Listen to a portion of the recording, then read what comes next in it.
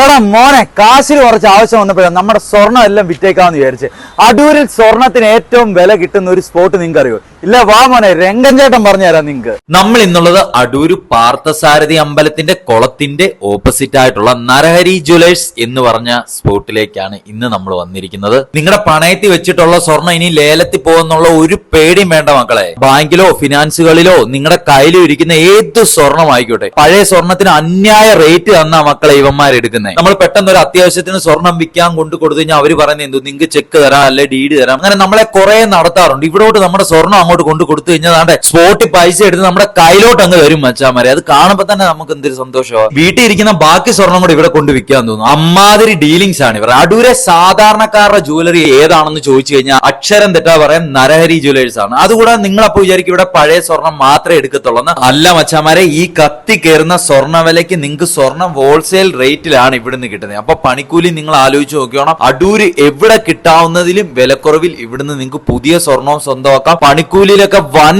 വിലക്കുറവാ മച്ചാമാരെ ഇവരെടുക്കുന്നത്. അപ്പൊ സ്പോട്ട് മറക്കണ്ട, സാധാരണക്കാരുടെ ജ്വല്ലറിയായ നരഹരി ജ്വല്ലറി.